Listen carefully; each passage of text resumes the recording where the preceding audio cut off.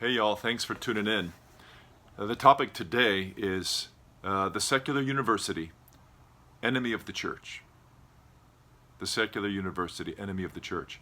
It's this time of year, the beginning of the new semester, the onset of fall, that we pastors often make a few calls and get in touch with our seniors who have graduated from high school and have gone off to college and are just beginning their collegiate lives.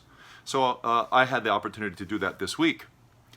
I was not surprised, as it's been going on for a number of years now, that I heard this over and over again, that our young people in their orientation week, in numerous venues, over and over and over again, were asked the same things, and that is this: state your name and your preferred pronoun. State your name and your preferred pronoun, as though somehow being a man or a woman, being male or female, is just an optional thing, and that is some sort of patriarchal imposition. There are numerous genders. It's very clear what the indoctrination is. How sad.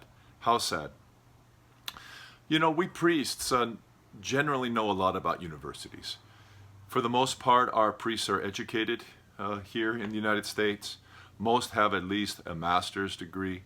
And we know a lot about universities, not just from our own lives, from our own educations, from our usually larger than normal families and our kids who have gone off to university, but also from our pastoral experience. And what we know is not wonderful. It's not wonderful.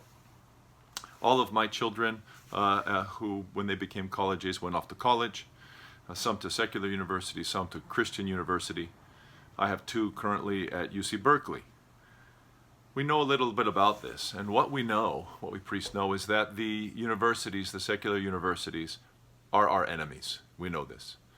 And that if our young people haven't made the transition from a child faith to an adult faith while they're in high school, if they haven't made that transition of understanding and owning their own holy orthodoxy, then the chances are that we're going to lose them in college. These are simply statistical facts that are undeniable. How sad, and how particularly tragic, because universities are the offspring of the church. It's the Christian quest for God, to know God and to know His world, with all the presuppositions that undergird that quest, that presume in the existence of the Creator God and the fact that He has left His handprint in everything. This is what the worldview that gave rise to the university, whether it was the University of Constantinople in 425 under Emperor Theodosius the Pious, or the great medieval universities of the West in Europe, like Oxford and Cambridge and Paris and the Sorbonne, or Padua or Naples or Salamanca or Siena. These incredible universities were places where the quest for God was supreme. In fact, the very name university is a combination of unity and diversity. What the faculty provided was a diversity of competent scholars in a diverse range of subjects. The unity, of course, was a unity under God, theology as the queen of the sciences, and that which holds together provides a common bond for every subject, since God is the author of all truth, and no subject can be rightly understood except in reference to Him. And that includes every subject, not just history, English, philosophy, law, theology, but math and science as well. It's impossible to understand these subjects correctly without God. This is the conviction that birthed universities. Even in our own country, in the United States of America, all of our original great universities, Harvard, William and Mary, Yale, Princeton, they were started as seminaries, and they were often presided over by scholar pastors. That's our heritage, and that makes it particularly grievous that secular universities in America today have become such centers of anti-religious bigotry, such centers of faddish propaganda and nonsense as they are today, and as our students are encountering them. And therefore, it's not a surprise that so many of our students are finding such a difficult time nourishing their faith while they're in university. In fact, universities should change their name. Secular universities have no unity in their diversity whatsoever. They should simply be called multiversities. Their faculties have no connection business faculty do not talk to history faculty, who do not talk to economic faculty, who do not talk to scientists. The whole concept of a faculty united in a common faith, under God, in a common quest, nourishing each other, this is non-existent in that secular context. So they shouldn't be called universities at all. There's really only one way for our young people to go through secular university and keep their faith. And that is for them to go into the university the way that the great prophet and God-seer Moses interacted with his own Egyptian education, or the way that the holy prophet Daniel was educated in the literature and the language of the Chaldeans in Babylon. They kept their faith.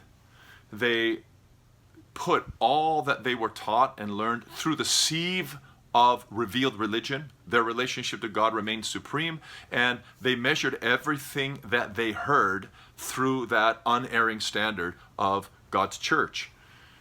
This is the way that our young people today can successfully go to university. They can go there, they can study hard, but they can only succeed if they stay close to the church. This means wherever they go to school, they should be first and foremost integrated into the local Eucharistic community, a local parish where they're investing themselves, where they're remaining themselves, worshiping the Holy Trinity, serving, loving. The university cannot become their primal affiliation. If it becomes their primal affiliation, they will lose connection to the church and to their families. Instead, those things which endure, their connection to Christ and the church, to their family, must remain supreme, and everything else must become their servants. Of course, this requires double duty. If you're going to plunder the Egyptians, you simply can't read what you're given by your professors, many of whom are intentionally anti-religious. They must be very careful in selecting their professors and in their classes, and even then they have to do the double duty of reading not just what is assigned, but also reading what the church has always said about this subject and what contribution the scriptures have to say, to be in contact with professors and scholars and their own priests about their university life, so that they can properly evaluate all that they hear and build a worldview that is solid and based upon the truth. This is the means by which the secular university can be engaged by Christians successfully without it becoming the grave of our Christian faith.